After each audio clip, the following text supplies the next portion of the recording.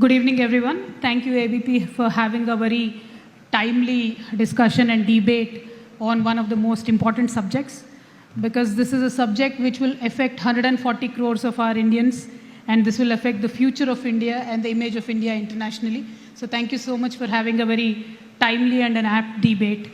Now, I've heard my friends Priyanka and Raghav speaking about how BJP can be defeated. I want to once again agree with them, reiterate that not BJP can be defeated, but BJP must be defeated. Why BJP must be defeated? Two things. We had, as Indians, collectively given power to the current government, believing in them that what Congress could not do in so many years, BJP will come and do it, because BJP had promised multiple things. In the first time, 2014, when we gave them an opportunity with 282 seats, they had promised for a lot of things. One being bringing back the black money, which only increased but never come back.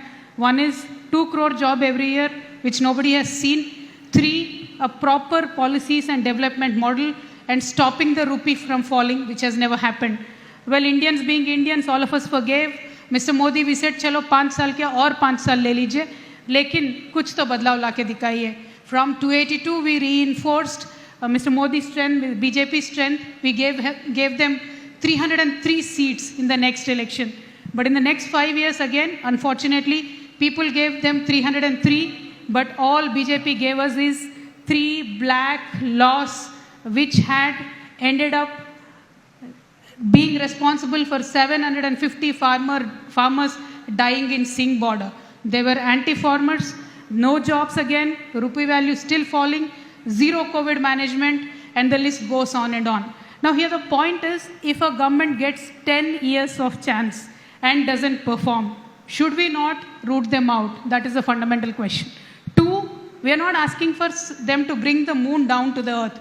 We are just saying, if we can do Mangalyaan at the cheapest price in this world and be proud of it, why can't we give water to every household in this country? In Bombay, the financial capital of this country, we still get only 2 hours of water every single day in Bombay. Whichever friend I talk to, they tell us, 2 घंटे आता है, we don't know कब आता है. Lekin in Hyderabad, within 7 to 8 years, we managed to make sure we gave water 24 hours in every small village of Telangana.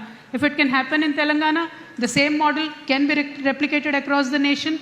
And why isn't the current BJP government trying to do that? We're asking for basics, nothing else. Drinking water, irrigation water, jobs, that is all we are asking for. A new state like Telangana, if we can give away 2.5 lakh government jobs in 8 years, why is the central government sitting on 12 lakh vacancies in the government of India, not even giving a single notification? Forget about other notifications.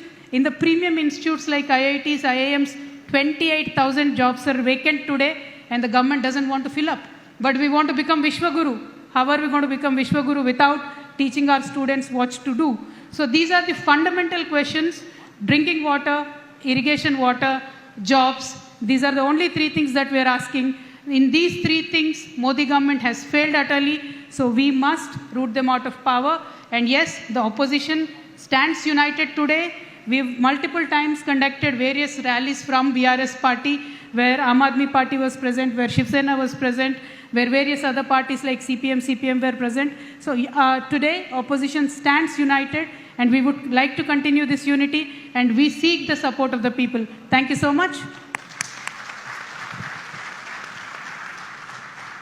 Thank you so much. That was a really powerful speech. The Prime Minister has said, and I think many people probably agree, that the BJP, whatever its faults, is different from many other political parties in India, which he says are, and I quote, family parties. And he says they're beset by corruption scandals. And what he's offering is an alternative to those family parties and to that corruption. I think you're probably one of the parties he has in mind. So how do you respond? First of all, as an extension to what Raghav and Priyanka was saying, I would like to say, British government's policy was divide and rule. Today, BJP and Modi government's rule is raid and rule. So wherever you have to go, rule from the back doors, you raid, you divide that party, and you rule. That is the policy right now of the BJP government. Second, when Mr. Modi very clearly said, na khaunga, na kane dunga, parivarvad, nepotism, corruption, what is he doing in the case of Mr. Adani? Adani जी आपके extended परिवार से है, आपके दोस्त है, क्या problem है? एक महीने के पीछे, just in January 25th to today February 25th, a company, Indian listed company, loses 12 lakh crores. LIC loses 80,000 crores. And Honorable Prime Minister is saying nothing. We ask for a joint parliamentary committee, we fight in the parliament, he says nothing. And if Mr. Modi is clean, he should at least now come out and say, put up a parliamentary committee. If you yourself are not clean, Mr. Modi, how are you even accusing the rest of the parties for being corrupt? That's a simple question. If you're not shielding Mr. Adani, why don't you just do the probe? They're doing a probe on me, they're doing a probe on 100 other people from the opposition parties. Why is Mr. Adani not being probed? Why is ED, SEBI, etc. not proactive in probing Mr. Adani? That is a simple question today. That in turn proves that Mr. Modi and BJP is not as clean as they say they are. That is precisely why we believe they will be voted out for this time. Two, and since this is a majorly women-dominated panel, I would like to request my dear friend Poonam, that Poonam, it's been 10 years, women reservation bill is pending. That was one of the poll promises in 2014 and also 2019 of Bharatiya Janata Party. Narendra Modi ji has said, we will pass the women reservation bill, जो अभी तक नहीं आया है. We have one more session to go. I earnestly request Honorable Prime Minister and my very dear friend Poonam ji to get it passed, so women political representation in all the houses will be more.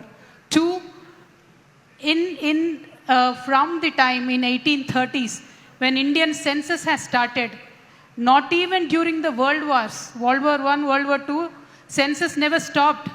But in Modi regime, from 2014 to 2022, no census of India. We don't know how many people are there in India now.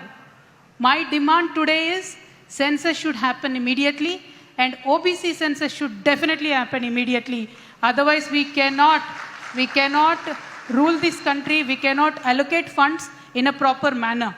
This is our second demand. So we can go on and on and on about what Mr. Modi has not done and why he should be doing it, just by blaming the regional parties, saying you are from a parivar.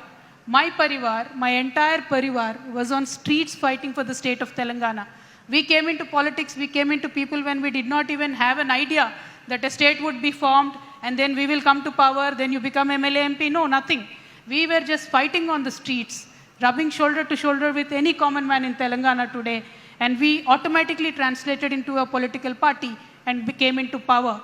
So all parivars are not same. All parivars, if Modi ji wants to say parivarvad, no. We are in a parivar where we are facing very clearly and very boldly the agencies. Why isn't your parivar member, Mr. Adani, facing the agencies? That is a simple question.